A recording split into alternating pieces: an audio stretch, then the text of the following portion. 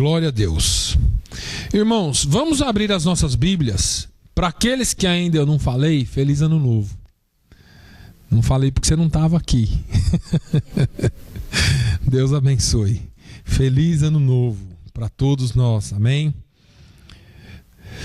Vamos abrir as nossas Bíblias no livro das Crônicas, no segundo livro das Crônicas. É no começo da Bíblia, do começo para o meio, mais para o começo do que para o meio. Segunda Crônicas, capítulo de número 7. É uma palavra que nós falamos e usamos muitas vezes, citamos muitas vezes, mas precisamos voltar um pouquinho a ela. Nós vamos ler somente um versículo. Segunda Crônicas, capítulo 7, versículo 14. E eu pretendo dividir essa palavra em algumas partes, porque é uma palavra muito interessante para nós. Diz assim a palavra do Senhor: e se o meu povo, que se chama pelo meu nome, se humilhar e orar e buscar a minha face e se converter dos seus maus caminhos, então eu ouvirei dos céus e perdoarei os seus pecados e sararei a sua terra. Amém? Eu tenho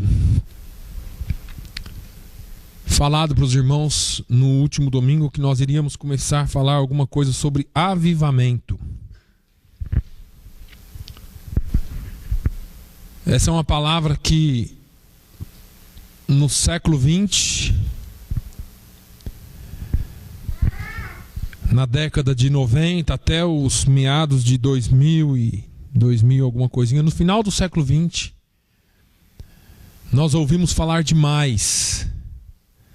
Surgiram vários avivamentos na face da terra, em vários lugares do mundo, com diferentes características. E depois começaram a usar uma outra palavra, a palavra unção, para caracterizar esse avivamento que eles denominaram. E aí tinha a unção do riso, a unção do dente de ouro, a unção do leão, a unção da lagartixa. Tinha a unção de tudo quanto é jeito que o povo criou como atrativo para as pessoas. E eu não quero falar contra nenhuma dessas coisas, porque não cabe a mim julgar. Jesus só deixou uma palavra para nós: pelo fruto conhecereis a árvore. Então você olha o fruto de tudo isso. E eu não quero ser pessimista, mas eu acho que talvez o balanço é negativo, porque muitos estão fora das igrejas hoje por causa das tais unções e dos tais avivamentos. Mas eu quero usar essa palavra como base para falar sobre avivamento ou reavivamento, e nós vamos entender um pouco sobre isso hoje, porque eu tenho me preocupado bastante, porque nós falamos muitas coisas, pregamos, ensinamos, e às vezes parece que o que fazemos ou falamos não passa daquele domingo ou daquele momento. Parece que as coisas tão importantes que nós falamos aqui, relacionadas à palavra de Deus, não passam de momentos na nossa vida, talvez horas, e desaparecem e desvanecem como a fumaça na nossa mente. Talvez se eu perguntasse para vocês hoje aqui, não precisa me responder o que eu preguei domingo passado, alguns lembrariam, outros não, e fariam um esforço enorme para se lembrar do que foi pregado, ou talvez o que foi ensinado quarta-feira, ou talvez o que você leu na Bíblia ontem, se é que você leu. E por muitas vezes eu mesmo começo a rever algumas mensagens que eu preguei algum tempo atrás, e eu fico espantado. Fui eu mesmo quem preguei isso? Fui eu mesmo quem falei isso, porque parecia tão vivo, parecia tão importante naquela hora, mas o tempo passa e você se esquece. E eu me preocupei muito com isso. E passei a me perguntar essa semana: por que nós, a Igreja do Senhor, estamos vivendo um tempo de uma memória tão curta na palavra de Deus? O que está acontecendo com a igreja do século 21? O que acontece com essa igreja que nada parece tocá-la? O que acontece com você e comigo, que ouve a palavra de Deus domingo após domingo e parece que a nossa vida é sempre a mesma coisa? Nada muda. Parece que a palavra de Deus perdeu o seu poder, ou nós perdemos o poder de absorção da palavra de Deus. Isso é preocupante demais. Ouvimos mensagens poderosas de grandes homens e pregadores chamados os avivalistas. E eles passam por aí, são homens de Deus. Pregam palavras que naquela hora parece que o céu desceu na igreja, o telhado vai cair ou você vai ser arrebatado e você sai dali. E depois de alguns dias você não se lembra mais do que foi falado ali. Ou aquela palavra não surte o efeito que parece que havia surtido naquele determinado momento específico. Depois de algum tempo trabalhando para ganhar almas para Jesus, convidando pessoas para estar na igreja, convidando pessoas para virem à igreja, e depois de alguma dessas pessoas marcarem encontros e horários com a gente aqui e não aparecerem, eu passei a me perguntar onde é que está o erro. E eu tive algumas respostas de Deus, porque eu estive orando a respeito disso. Nós queremos ver almas salvas, nós queremos ver vidas transformadas, nós queremos ver pessoas novas aqui, queremos salvação de almas, não só transferência de igreja, apesar de que isso acontece, é natural, mas nós queremos ver vidas salvas. A igreja precisa gerar pessoas novas, gerar vidas novas para Jesus. A nossa missão aqui não é bater na igreja do vizinho e falar, ó, a nossa igreja é melhor, porque não existe igreja melhor. A nossa missão nessa terra é ganhar almas para Jesus. E ganhar almas não é na igreja do vizinho, mas é no mundo. É no campo inimigo. E por muitas vezes eu tenho me perguntado se eu não tenho sido demasiadamente duro com a igreja. Cobrado demais da igreja. Cobrado demais das pessoas. E às vezes eu me incluo, mas isso não é o suficiente. Eu quero nessa manhã mais do que cobrar de você. Eu quero tentar trazer dentro da palavra de Deus uma palavra que possa te fazer se conscientizar de o porquê que você está aqui. E se eu te perguntasse hoje o que você veio fazer aqui? Por que nós estamos aqui? Você veio por você mesmo? Você veio aqui para apresentar um culto racional a Deus? Você veio aqui porque talvez os seus filhos precisem da igreja? Porque teve uma época na minha vida que eu pensava da mesma forma, e eu falava para minha esposa, a gente não pode ficar fora da igreja por causa das crianças. Mas a motivação está errada. A motivação está errada. Por que nós viemos aqui hoje? Irmãos, nós não viemos aqui agradar o pastor, nós não viemos aqui porque nós queremos agradar o ministério, nós não viemos aqui porque nós queremos cumprir a nossa obrigação religiosa. Nós estamos aqui hoje porque nós temos a necessidade de nos reunir para ouvir a palavra de Deus e adorar o nome do Senhor aqui. Como crentes no Senhor, nós temos ainda a responsabilidade de, quando nós saímos porta fora, essa palavra precisa continuar trabalhando em nós, e nós precisamos pregar o Evangelho. Ide por todo mundo, pregai o Evangelho a toda criatura, disse o Senhor Jesus. Quem crer e for batizado será salvo, e quem não crer será condenado. Nós temos a obrigação de trazer pessoas a Jesus. Se você diz que é crente, se você diz que professa essa fé, você precisa entender o seu papel nesse corpo, nessa família da fé. Quando olho para a situação da igreja hoje, principalmente nessa área que nós vivemos, chega a me dar um frio na espinha. Quando eu vejo a igreja que parece estar estagnada, quando eu vejo uma igreja que parece estar em coma, e o estado de coma é terrível, porque no estado de coma a pessoa não vê, apesar de ter olhos. No estado de coma a pessoa não sente, apesar de ter ela não tem olfato, apesar de ter o seu nariz em perfeitas condições. No estado de coma a pessoa tem pés, mas não anda, tem mãos, mas não pode tocar. No estado de coma a pessoa tem boca, mas não consegue falar. E o que é que funciona? Dizem os especialistas que a audição funciona.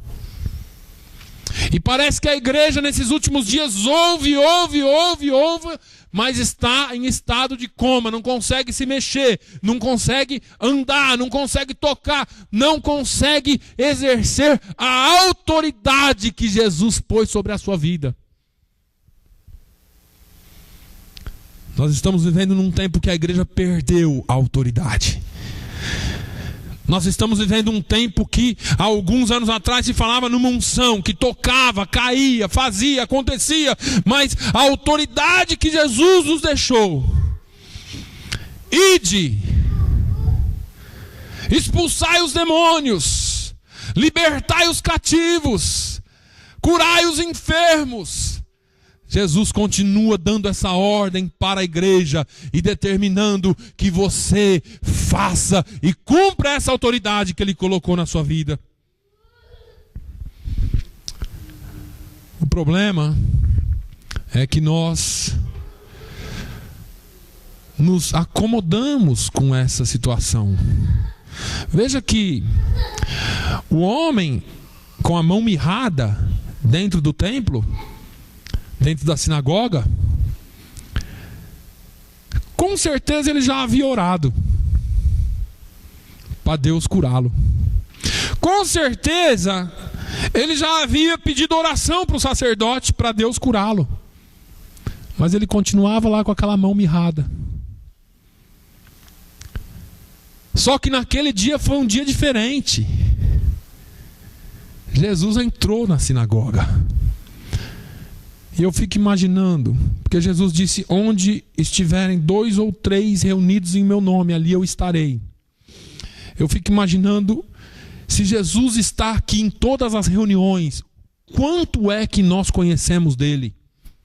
E quanto é que nós estamos dispostos a fazer aquilo que ele nos mandou?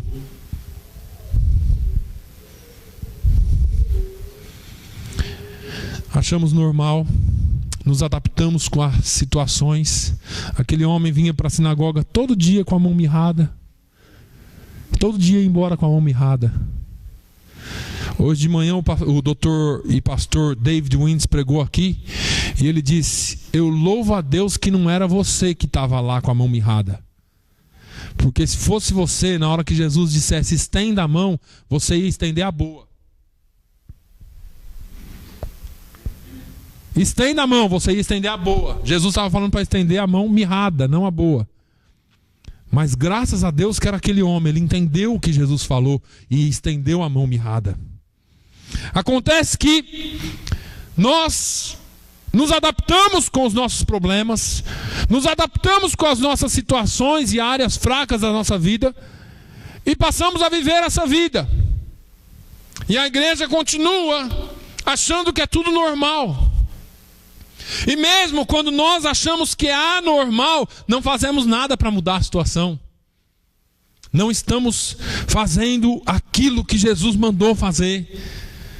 Irmãos, quando Jesus deu a ordem, Ele não falou assim: olha, vai lá e convida para vir na sua igreja. Nosso erro está aí, irmãos. Estamos convidando pessoas para vir à igreja. Deixa eu te falar uma coisa. Se pegar fogo aqui na casa do vizinho, ele não precisa colocar em nenhuma propaganda de rádio, nenhum jornal, não precisa colocar em nenhuma faixa dizendo: ó, tem fogo na casa do vizinho. Onde tem fogo, todo mundo vê o fogo. Você está me entendendo o que eu estou falando? Não sei se você está acompanhando o meu raciocínio. Onde o Espírito de Deus está trabalhando, não precisa de propaganda. As coisas vão fluir por aí. Onde Deus começa a agir, onde Deus começa a trabalhar, não precisa de muita propaganda. Deus começa a agir na sua vida e através da sua vida. E onde você está, você exerce autoridade. As pessoas vão começar a olhar para você e vão dizer: onde é que você vai? A que grupo você pertence? Você é diferente. O problema é que nós nos misturamos. Somos tudo a mesma coisa. Você está dentro de um lugar, é difícil identificar um crente hoje. É tudo igual, fala tudo da mesma forma. Pedro, até desviado, era diferente. Você se veste como ele. Não, eu não. Você está enganado. Rapaz, você até fala como ele. Não, eu não. E saiu bravo, e até bravo, alguém disse: olha, você estava com Jesus. Homem e mulher de Deus que anda com Jesus dioturnamente. Todos os dias, todas as noites, em qualquer lugar que esteja, é diferente. Me incomoda muito o fato de andarmos tão acomodados e tão tranquilos com essa forma que a igreja adotou. Essa forma que a igreja se moldou tão facilmente às coisas do mundo. E nos misturamos a ele. Ouvimos tanto, já disse aqui, falar da palavra avivamento. E nós logo ligamos essa palavra avivamento com um grande movimento de um Espírito Santo que faz uma bagunça tremenda, derruba a cadeira, faz um monte de coisa e depois vai embora e deixa toda a bagunça aqui para alguém consertar. Ligamos essa palavra avivamento com dons apenas. Não que eles sejam errados, estão na Bíblia e nós cremos neles. Ligamos essa palavra avivamento com línguas estranhas e muito barulho. Ligamos essa palavra avivamento com muitas curas, muitos demônios sendo expulsos e muito show sendo dado. Não entenda mal, eu não estou pregando contra os milagres. Eu creio em todos eles e sei que Deus tem milagres para nós. Eu quero que você entenda que avivamento não é isso. No Evangelho de João, diferente de todos os outros evangelhos, as palavras milagres, João não falava milagres, João falava sinais. Pode depois checar na sua casa. Jesus fez alguns milagres, ou muitos milagres, mas você vai ver João falando, Jesus fazia sinais. Deixa eu ver se você consegue entender o que eu estou querendo dizer. Aqui nós temos um sinal de saída. Quando você lê aquele sinal, você vai e tenta entrar nele, certo? No sinal. Você tenta entrar no sinal. Não, você tenta entrar, você vai pela saída. O sinal não é para você entrar nele, ele está te apontando alguma coisa, te direcionando para algum lugar. Quando você vem na pista e vê a placa Fall River, você entra na placa. Não, você entra para Fall River. A placa não está para você entrar nela, está para te indicar que existe uma saída para Fall River. Sinal aponta alguma coisa, mostra alguma coisa, só que mudaram isso. As pessoas querem o sinal, mas não querem ir para onde o sinal está apontando. Milagres são para mostrar Jesus e não o milagre. Hoje em dia, quando acontece um milagre, escrevem-se livros falando só do milagre, ou só da pessoa que recebeu o milagre, ou só de quem realizou aquele milagre. Mas, na verdade, quem fez o milagre, o autor do milagre, o grande Deus responsável pelo milagre, está ficando de lado. E deixou de ser um sinal. E é por isso que nós não vemos tantos milagres acontecendo dentro da igreja e nem fora dela. Porque o que era para ser um sinal apontando Jesus, virou um sinal apontando um pregador, apontando um homem que cura. Viramos curandeiros, viramos profeteiros. Vai lá naquele homem ou naquela mulher que ali é batata. Se entrar naquela casa ali, a mulher conta a sua vida inteirinha. Aquela profeta, e dão até nome. Isso não é avivamento. Isso nunca foi avivamento. O diabo também revela a sua vida. O diabo também faz milagres. Deixa eu te contar uma coisa. Jesus fez tantos milagres. E João falou no capítulo 20 que nem todos os livros do mundo caberiam os milagres que Jesus fez. Mesmo assim cuspiram nele. Mesmo assim maltrataram ele. Mesmo assim chicotearam ele. E mesmo assim penduraram ele numa cruz. E as pessoas estão atrás de milagres. Avivamento não é milagre. Milagre é um sinal que aponta você para Jesus. Te mostra quem faz o milagre. Não é o fim das coisas. Milagre é só um meio que te leva a Ele. Confundiram tudo. E estão atrás desses milagres. Mas os milagres não podem salvar. Os milagres não podem transformar vidas. Quem transforma a vida é o toque do Espírito Santo de Deus. É quando ele entra no seu coração e te convence do pecado, da justiça, do juízo. É quando ele fala para você: olha, você está errado, mas existe uma chance, existe um caminho. Esse caminho ele é estreito, o nome dele é Jesus, mas só por ele você pode chegar a Deus. E as pessoas vivem atrás de coisas e de performances, mas para que haja uma mudança de comportamento dentro da igreja, nós precisamos de um verdadeiro reavivamento. Eu quero trazer um pouquinho da definição dessa palavra, porque no Novo Testamento a palavra reavivamento é um compêndio da palavra anasal, que significa literalmente viver novamente.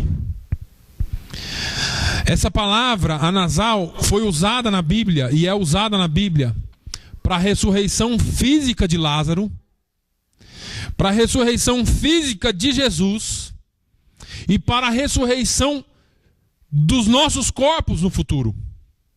É a mesma palavra. Trazer a vida, ressurgir, ressuscitar.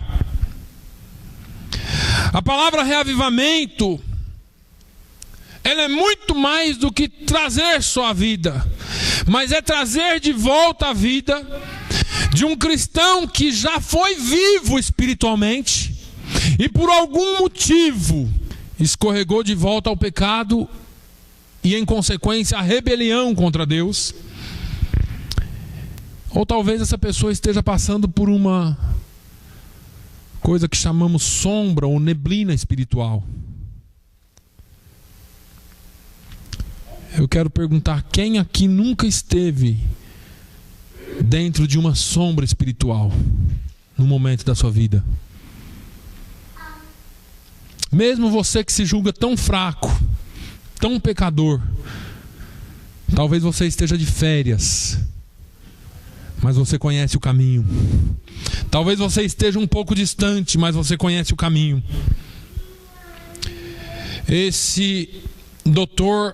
Patton disse que reavivamento é a invasão do Espírito de Deus em um corpo que está ameaçado de se tornar um cadáver espiritual.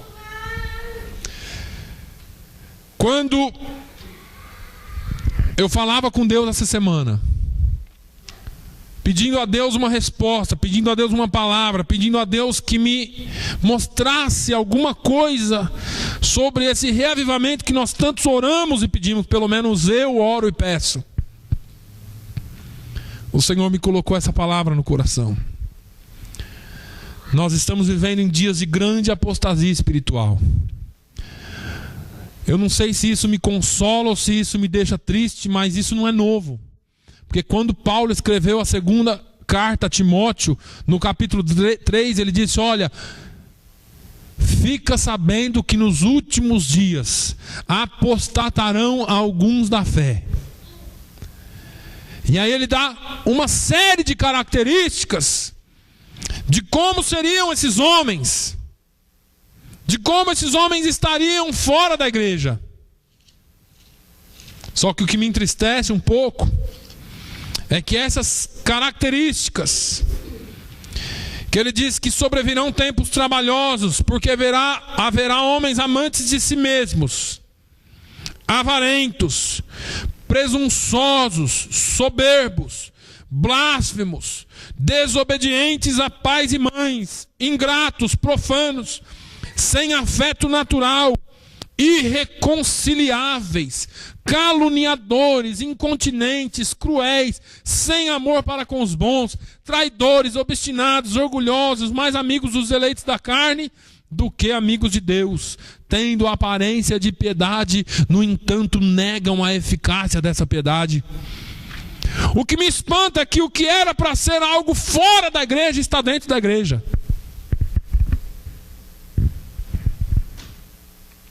E você pode dizer assim: como assim, pastor? É verdade. A igreja vive hoje com todas essas características, a despeito de que em 1 Timóteo, na sua primeira carta, Paulo escreve a Timóteo dizendo: olha, o bispo, o pastor, o presbítero deve ter essas características. E você pergunta assim: essas são as características só do obreiro? Não, de qualquer crente maduro. Porque para ser obreiro você precisa ser crente.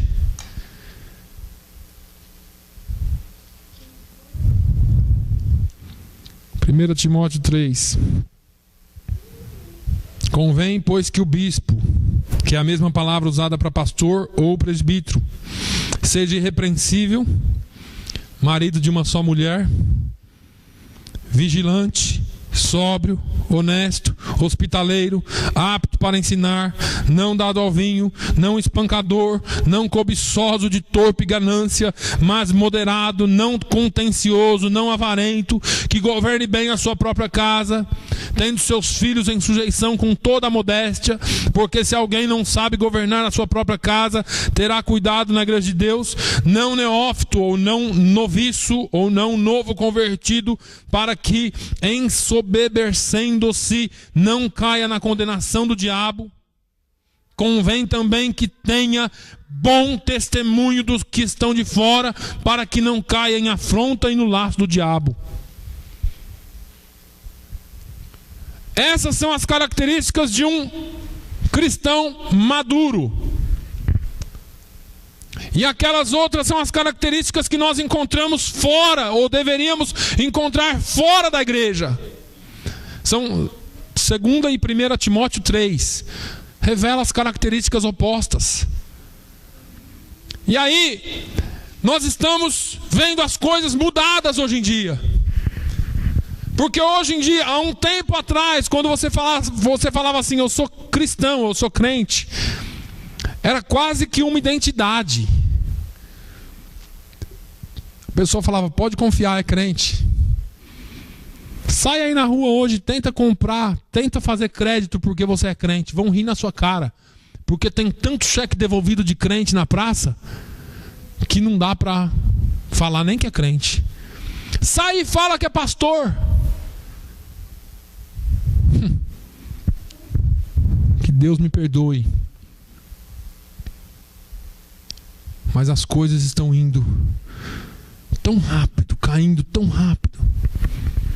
Nós precisamos de um reavivamento verdadeiro. Nós precisamos de um reavivamento que venha pela palavra de Deus. O que era para ser comum fora da igreja, está dentro da igreja.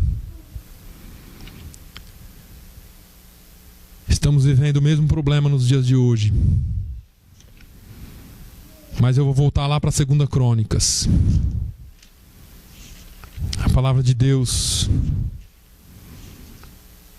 nos fala: se o meu povo, que se chama pelo meu nome. Deus tem um povo seu. Deus tem um povo escolhido, que Ele chamou para ser diferente, fazer a diferença e viver de modo diferente. Se o meu povo, talvez essa pregação de avivamento não seja tão avivada como você pensava que seria. Mas eu quero que você pense um pouquinho. E eu quero que, mais do que pensar agora, você saia daqui hoje pensando. Porque Deus disse: se o meu povo... Eu quero te fazer uma pergunta. Você se considera povo de Deus? Não responda para mim. Não responda para mim. Se você se considera povo de Deus, você tem no seu coração o desejo e o anseio por um reavivamento real e genuíno na nossa igreja, na nossa cidade, na nossa nação. Na sua palavra, Deus está dizendo: se o meu povo. Em primeiro lugar, eu quero começar esse primeiro domingo do ano dizendo para você que, se você já entregou a sua vida para Jesus, se você já aceitou esse Deus como Senhor e Salvador da sua vida, se você vive nos caminhos do Senhor, você é povo dele. Mesmo que você algumas vezes escorregue, você continua sendo povo dele. Mesmo que às vezes você tropece, você continua sendo povo dele. E é por isso que a graça de Deus é tão grande, porque ela te alcança mesmo quando você escorrega.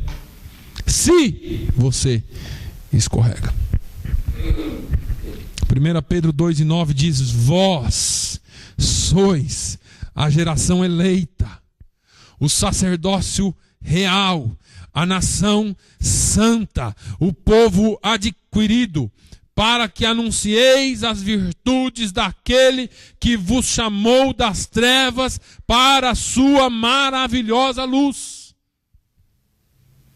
Eu vou abrir mais um parênteses aqui. Você continua em trevas ou você vive na maravilhosa luz de Jesus? Existe um motivo pelo qual Deus te chamou das trevas para a sua maravilhosa luz. O fato é que Ele continua chamando, e se você ainda não se sente na luz, ainda há tempo. Ainda há tempo de você vir para a sua maravilhosa luz, porque Ele te chama a cada instante. Mas Ele te chamou, e esse motivo é para que anuncieis as virtudes dEle, não as suas. É interessante esse versículo. Pedro vem falando: olha, mas vós sois geração eleita, sacerdócio real, nação santa, povo adquirido, para que anuncieis as virtudes. Você não é tudo isso aí para gozar de uma vida tranquila, boa, calma. Jesus disse: no mundo tereis aflições. Se você acha que você vem do mundo para a igreja e sua vida melhora 1000%, você está enganado. Melhora espiritualmente, mas você passa a ter batalha espiritual com o mundo agora porque ele perdeu. E aí as coisas começam a complicar um pouco para você. Povo de Deus, povo escolhido, nação santa, sacerdócio real, povo adquirido, eleito, tanta coisa. Mas quem é povo de Deus? Quem é nação santa? Quem é geração eleita? Quem é sacerdócio real? Não se cala mesmo diante das dificuldades. Pode deixar ele tá, pode deixar. Deixa ele participar do culto. Não podemos nos calar diante das dificuldades. Não podemos nos calar diante daquilo que o mundo nos apresenta. O fato é que nós nos consideramos tudo isso, mas nós temos nos calado porque esquecemos do porquê que fomos salvos. Irmãos, quando nós somos salvos, nós não somos salvos só para nós mesmos. Nós somos salvos para anunciar as virtudes daquele que nos chamou das trevas para a sua maravilhosa luz. Você não foi salvo para ficar calado. Você não foi salvo para somente convidar as pessoas para virem à igreja. Porque eu imagino que convidar para vir à igreja para alguns é difícil, mas para outros é até fácil. O difícil é a gente dar uma palavra. Você sabia que Jesus se importa com você? Você sabia que Jesus ama você? Você sabia que Jesus se importa com o seu problema? Porque isso ficou tão careta, nós nos moldamos tanto às coisas do mundo, e dá uma vergonha falar essas coisas, né?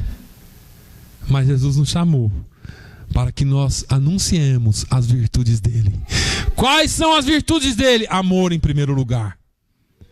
E nós nos esquecemos disso, e nós nos esquecemos do poder que existe nessa palavra, porque quando nós falamos para alguém, você sabia que Jesus te ama? Você não sabe o impacto que tem isso, porque as pessoas hoje falam em amor ligados a sexo, ligados a qualquer outra coisa que a mídia apresenta em filmes, em qualquer outras coisas. Mas quando fala-se de amor verdadeiro, que é o amor que Jesus tem por nós, essa palavra tem poder. Nós precisamos entender isso. Precisamos entender que não basta convidar, não basta ser salvo sozinho. Nós precisamos anunciar as virtudes daquele que nos chamou das trevas para a sua maravilhosa luz. Você foi salvo para anunciar as virtudes de Jesus Cristo. Jesus disse: ide por todo mundo, pregai o evangelho a toda criatura. Quem crer e for batizado será salvo, quem não crer será condenado. E estes sinais seguirão os que crerem. Em meu nome expulsarão os demônios, falarão novas línguas, pegarão nas serpentes, e se beberem alguma coisa mortífera, não lhes fará dano algum. E porão as mãos sobre os enfermos e os curarão. E a gente ama essa parte. A gente ama essa parte aqui. Em meu nome expulsarão os demônios. Em meu nome falarão novas línguas. Em meu nome pegarão nas serpentes. Em meu nome, se beberem alguma coisa mortífera, não lhes fará dano algum. Em meu nome porão as mãos sobre os enfermos e os curarão. E nós perguntamos por que a gente não faz isso hoje. Você fala: pastor, a igreja está sem fé, porque Jesus falou que os sinais seguirão os que crerem. Não é nada disso. É porque nós invertemos a ordem.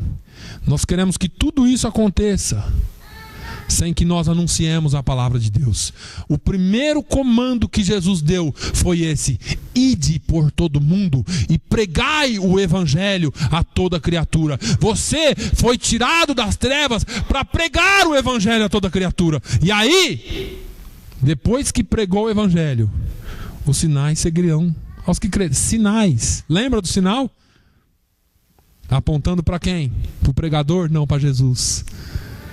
A diferença é essa.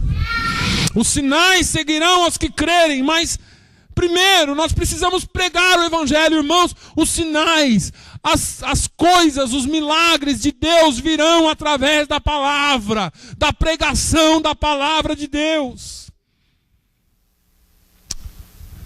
Lembra daquela palavra que diz assim: mas como ouvirão se não tem quem anuncie? Mas como crerão se ninguém fala? E Paulo continua dizendo: a fé vem pelo ouvir, e ouvir a palavra de Deus. Mas como se não tem quem anuncie? Mas como se não tem quem pregue? E Jesus fala: ide por todo mundo. E faz um monte de milagre. Não, ide por todo mundo, pregai o evangelho a toda criatura. Quem crer e for batizado será salvo. Poderia parar por aí, irmãos, porque não existe milagre maior do que a salvação das nossas almas. Mas Jesus deu um pouquinho a mais. Ele falou: olha, se você for salvo, você pode ainda crer, e se você crer, ainda eu vou realizar muitos milagres através da sua vida. Nós entendemos tudo errado. E nós entendemos tão errado, o diabo nos coloca tão para baixo às vezes. Eu falei aqui domingo passado que quando o diabo vier anunciar para você que você fez isso, você fez aquilo, você era assim, você era assado, você dê um pulo e dê glória a Deus. Porque eu era, mas Jesus me libertou. Eu era realmente, o meu passado é triste, é escuro, mas olha, eu saí das trevas para a sua maravilhosa luz. Quando eu era criança, eu tinha uns 12, 13 anos, entrando naquela idade rebelde, pensava que sabia mais do que todo mundo. Um dia eu resolvi que meu pai não ia ser mais meu pai. Eu falei: eu vou sair de casa e meu pai não vai ser mais meu pai, porque agora eu já sou dono do meu nariz, eu já sei cuidar de mim. E eu saí da minha casa aquele dia de manhã e falei: não vou voltar mais para casa. Aí fiquei sem almoçar e o estômago roncando. E depois eu comecei a pensar onde eu vou tomar banho. E depois eu comecei a pensar: eu já estou sem almoço, o que eu vou fazer sem janta? Quer saber, eu vou voltar lá para casa. E voltei para minha casa. E meu pai talvez nunca ficou sabendo disso. Mas mesmo que ele ficasse, se você chegasse nele e falasse assim: olha, o Júnior resolveu por ele que você não é mais pai dele, ele deixaria de ser meu pai? Sempre seria meu pai.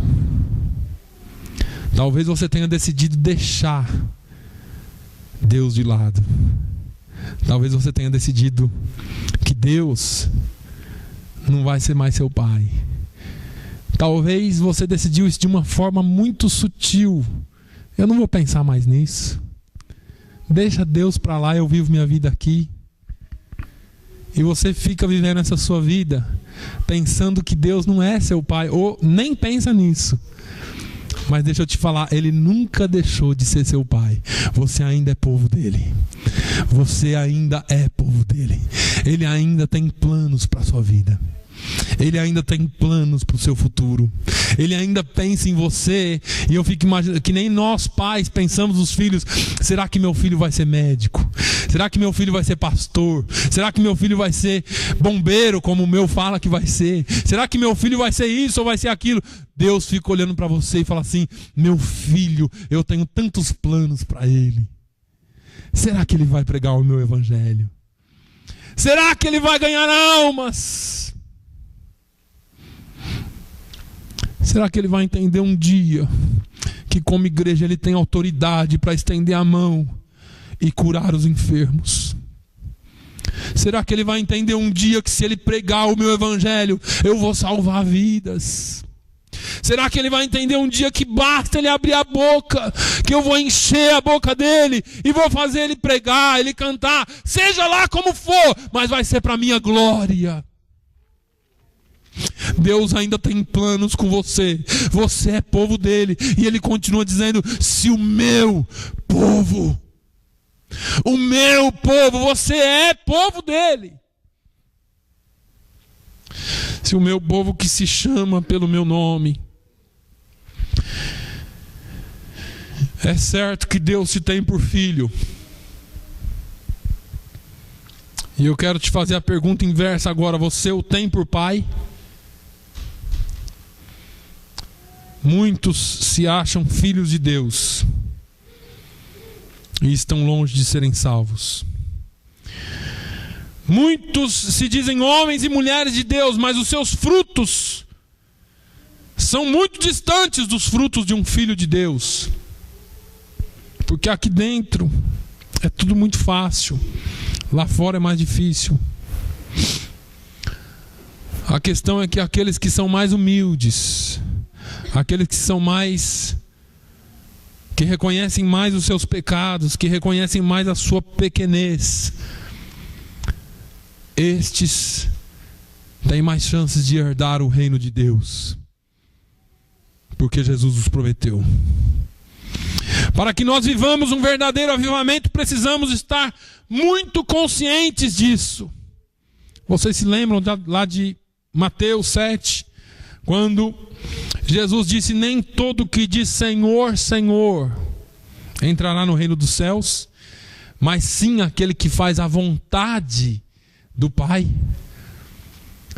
Quando eu falo dessa questão de milagres, irmãos, eu não estou falando contra milagres. Eu quero ver uma igreja poderosa, que use autoridade, que estende a mão e Deus cura, que fale língua, que profetize. Eu não tenho problema nenhum com isso. Eu estou falando para vocês que muitos desses que fazem isso, naquele dia dirão Senhor, Senhor, e não entrarão no reino de Deus.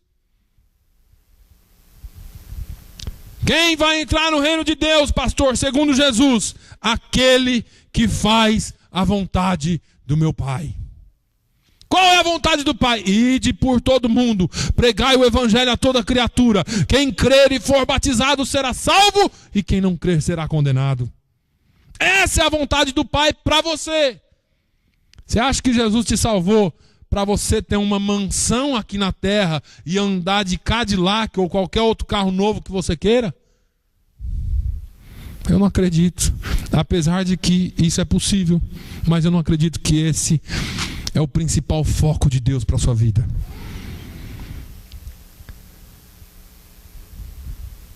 Jesus nos prometeu uma mansão no céu. Aqui na terra é outros 500. Estamos vivendo um tempo em que nós procuramos o nosso bem-estar aqui. Não que seja pecado, mas nós estamos procurando fazer a nossa vontade e não a vontade do Pai.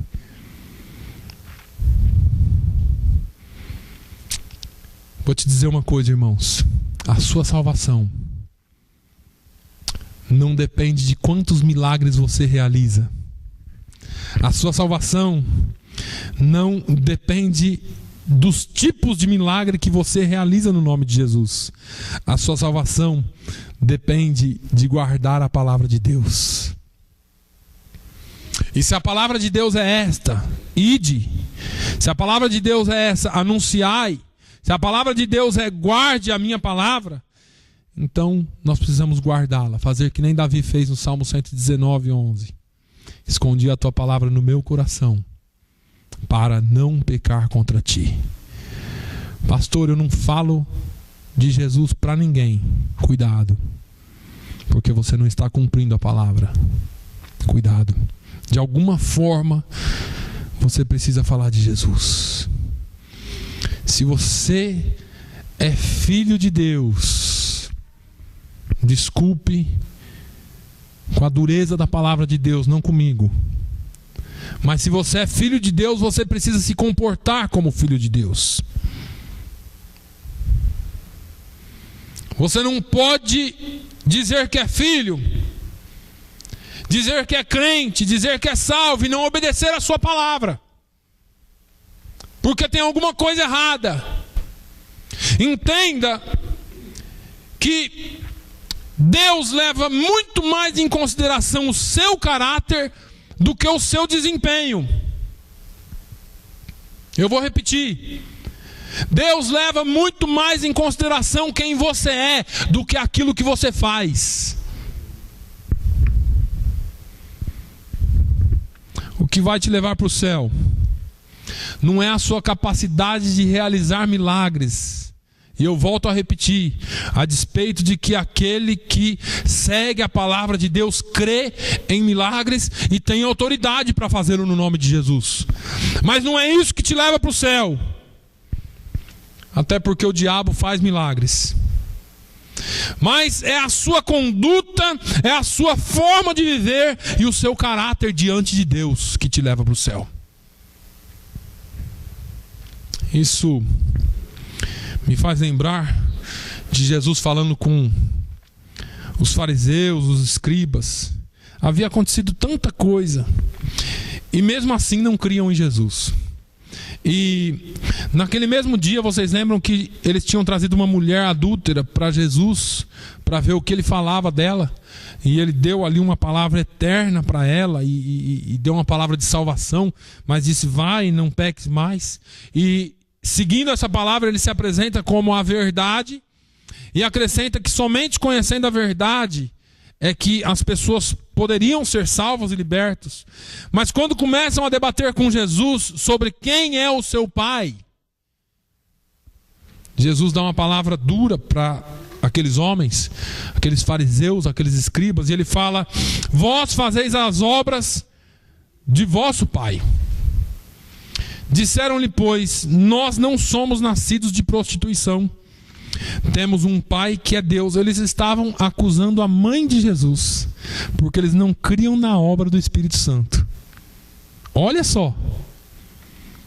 Eles não criam que Jesus tinha nascido por obra e graça do Espírito Santo. Eles estavam dizendo assim: olha, nós não somos filhos da prostituição. Dizendo que Maria era prostituta e Jesus era filho de alguém que não se conhecia, e não de José. Nós temos um pai que é Deus. Disse-lhes, pois, Jesus: se Deus fosse o vosso pai, certamente me amaríeis, porque eu saí e vim de Deus. Não vim de mim mesmo, mas ele me enviou. Porque não entendeis a minha linguagem? Por não poderdes ouvir a minha palavra.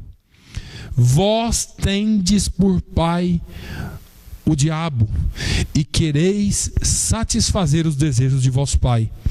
Ele foi homicida desde o princípio, e não se firmou na verdade, porque não há verdade nele. Quando ele profere mentira, fala do que lhe é próprio, porque é mentiroso e pai da mentira. Mas porque vos digo a verdade, não me credes. Olha que interessante isso, irmãos. E eu quero chamar a sua atenção,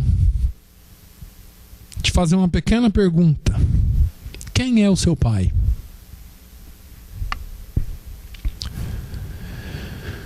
Não dá para ser filho de Deus e mentir, porque não dá para ser filho de dois pais. Não dá para ser filho de Deus e viver na mentira, porque não dá para ser filho. É uma questão de DNA. Já ouviram falar nisso? DNA. DNA é o que traça todas as características do seu pai e da sua mãe em você. É pelo teste de DNA que se faz o teste de paternidade, para ver quem que é o pai da criança, se houver dúvida. Mas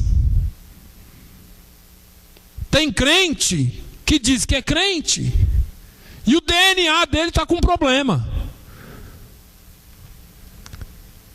Pastor, deixa eu falar, eu já aceitei Jesus, eu tenho a minha carteirinha de membro, eu sou membro da igreja tal, eu pertenço a quem me batizou foi o reverendo, doutor, senhor, fulano de tal, pastor, bispo, apóstolo, seja lá o que for, eu tenho todas as credenciais de um crente. Eu vou te perguntar de novo, qual é o seu DNA? as suas características são mais para Deus ou mais para o diabo? Porque Jesus disse para esses homens que estavam dentro da igreja: vocês estão falando que o seu pai é Deus, mas vós sois filhos do diabo, porque vocês vivem na mentira, como o diabo é pai da mentira.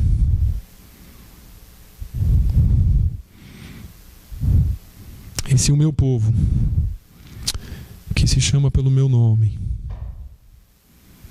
o meu povo que se chama pelo meu nome, talvez você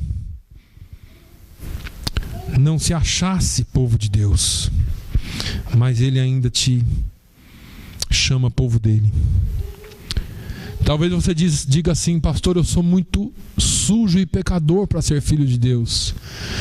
Ainda assim você é filho de Deus, porque a graça de Deus em Jesus pode te alcançar.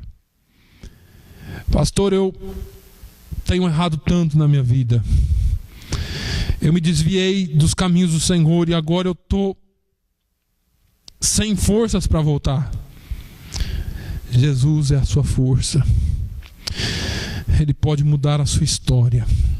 Pastor, eu tenho estado dentro da igreja há tanto tempo e a minha vida ainda é um engano, a minha vida ainda é uma mentira. Eu todos os dias me questiono o porquê que eu faço isso ou porquê que eu sou assim. Jesus hoje quer te chamar povo dele. Basta você se arrepender na presença dele e se colocar como filho. Dizer: Senhor, eu quero ser seu filho. Eu não quero mais andar na mentira, andar no engano. Eu não quero mais andar assim, nem viver assim, mas eu quero que o Senhor faça uma transformação na minha vida. Eu sei que a palavra de Deus tem falado com você. E muitas vezes você tem estado em coma espiritual, porque você até ouve, até sabe que é certo, mas não tem forças para se mexer. Nesse novo ano, nesse novo início, Deus quer te capacitar para andar com Ele. Deus quer te capacitar, começar desde já a fazer um milagre na sua vida. Mas depende de você. Depende de você dar um passo. Eu volto àquela palavra do homem com a mão mirrada. Jesus não tinha um fundo musical naquela hora tocando, porque hoje com essa nova teologia, da vitória, da prosperidade, tudo se cria um clima. Quando Jesus quer agir, não precisa de fundo musical. Quando Jesus quer agir, você não precisa ter alguém falando alto, ou alguém chorando do seu lado, ou alguém falando em línguas do seu lado. Você precisa entender que Jesus é poderoso para agir em qualquer situação. Eu não acredito que tinha um órgão tocando, um piano tocando naquela sinagoga. Mas Jesus chama a atenção de todo mundo com uma só palavra. Ele diz: levanta-te e vem aqui na frente. Aquele homem se levantou, veio à frente. E aí ele pede o segundo passo. Ele fala: estenda a sua mão.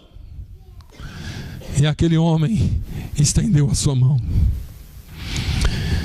Eu não acredito que aquele homem teve força na hora para fazer tudo o que a outra fazia, mas ela ficou curada como a outra ficou curada, porque Jesus, a Bíblia diz que a sua mão direita ficou como era a esquerda. Agora dependia dele exercitar o braço direito, a mão direita, para ter a mesma força que a esquerda tinha. Pastor, eu tenho sido deficiente nessa área. Eu tenho sido deficiente. Onde é que está a sua mão mirrada? Se você é povo de Deus, hoje o Senhor está dizendo: estenda a sua mão. Estenda a sua mão. E você depois vai colocar as duas mãos uma do lado da outra e vai ver que é tudo igual. Porque a área que era fraca vai ser forte como aquela que era forte. Deus quer trabalhar na sua vida. Basta você dar um passo em direção a Ele. O Senhor quer mudar histórias. O Senhor quer mudar a história da sua vida, que até hoje tem sido uma vida de derrotas. Deus quer fazer uma vida de vitórias em você. Fique de pé, no nome de Jesus. Aleluia. Se você é povo de Deus, se você é um povo que Deus te chama pelo seu nome, amém. Se você ainda não se enquadra nisso, eu quero convidá-lo a ser povo de Deus, a dar um passo em direção a Ele nessa manhã, nesse novo ano que se inicia. Que você tenha a oportunidade de se achegar a Deus. A Bíblia diz: achegai-vos a Deus e Ele se chegará a vós. Alimpai as mãos, pecadores, e purificai os vossos corações, diz o Senhor. O Senhor tem algo novo para fazer na sua vida nesse ano, a começar hoje. Você fez muitos projetos para esse ano, ou talvez a tua vida está tão bagunçada que nem projeto você conseguiu fazer. Mas o Senhor está te chamando para um novo tempo na presença dEle. Porque a despeito de você ter feito ou planejado coisas para esse novo ano, o Senhor tem os projetos dEle para a sua vida. Porque Ele diz que os pensamentos dEle e os planos dEle são mais altos do que os seus pensamentos, e os planos dEle são mais altos do que os seus planos. O Senhor tem algo melhor para você.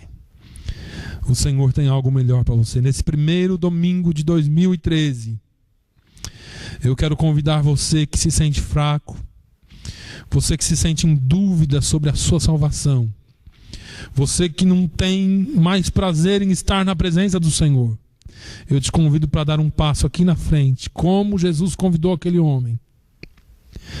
Jesus disse: levanta-te e vem aqui, e chamou aquele homem à frente. Eu estou te convidando nessa manhã a vir à frente, a dar um passo em direção a Jesus. Se você tem alguma área fraca na sua vida que precisa ser fortalecida, se você tem sentido o peso da luta espiritual que é servir a Deus, eu te convido a vir aqui nessa manhã. Deus quer iniciar um novo ano na sua vida.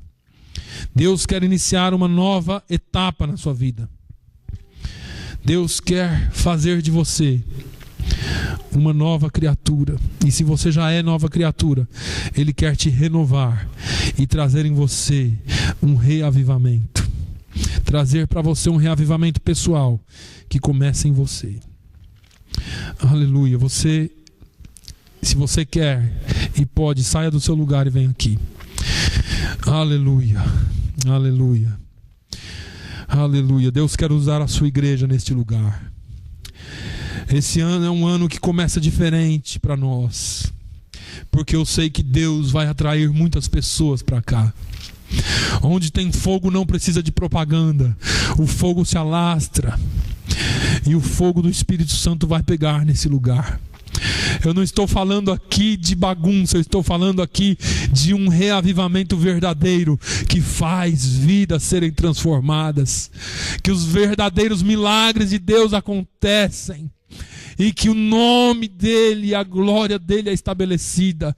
Não nome de homem, não nome de milagre, mas o nome daquele que é digno de receber toda a honra e toda a glória. Oh meu Deus, nesta manhã, Senhor, eu quero orar pelo teu povo. Eu quero orar, Senhor, para que o Senhor traga forças, para que o Senhor traga, Senhor, um novo tempo de regozijo, de paz na tua presença para os teus filhos. Que o Senhor, ó Deus, comece a fazer, ó Deus, nesse ano, um ano realmente novo nessas vidas, ó Deus, um ano realmente novo, de novidade de vida para muitas vidas, ó Deus, e que nós, como igreja tua, Senhor, possamos começar um ano na tua presença, ó meu Deus, falando do teu nome, falando daquilo que o Senhor é e daquilo que o Senhor pode fazer, não falando de nós mesmos. Nós somos fracos, dependentes de ti. Nós precisamos do toque do teu Espírito Santo em nós. Nós precisamos do mover do teu Espírito Santo em nós. Nós não precisamos de movimentos humanos, nós precisamos de mover do Espírito Santo de Deus. Senhor, se alguém aqui tem alguma falha no DNA, Senhor, corrija agora. Coloque, Senhor, o teu DNA nessas pessoas. Coloque, Senhor, agora as as tuas características nessas pessoas e que nós saiamos daqui nesta manhã prontos para anunciar o teu evangelho, prontos, Senhor, para pregar a tua palavra. Aí onde houver um doente, quando nós falarmos a tua palavra, Senhor, nós oraremos e eles serão curados. Onde houver um demônio, Senhor, onde nós pisarmos, os demônios sairão, porque a tua palavra habita em nós, ó Deus. Nós queremos ver, Senhor, os milagres acontecendo sim, ó Deus, mas os milagres acontecendo vindo do teu trono e não vindo, Senhor, da nossa imaginação humana. Senhor, muito obrigado por esse ano que se inicia e nós veremos a tua glória e a tua graça sendo estabelecida nesse lugar. Atrai vidas para esse lugar, Senhor. Salva vidas, transforma vidas nesse lugar. Eu te peço no nome de Jesus, usa o teu povo, Senhor, para a honra e para a glória do teu nome. Oh, meu Deus, batiza com teu Espírito Santo também, Senhor. Oh, meu Deus, mova o teu braço no nosso sentido, na nossa direção e faz, ó Deus, um grande derramamento e um grande avivamento neste lugar. Eu te peço no nome de Jesus, no nome de Jesus. Aleluia. Que o amor de Deus, a graça do nosso Senhor e Salvador Jesus Cristo, a comunhão e a consolação do Espírito Santo seja sobre todo o povo de Deus, hoje e sempre. Todos digam amém. Glória a Deus.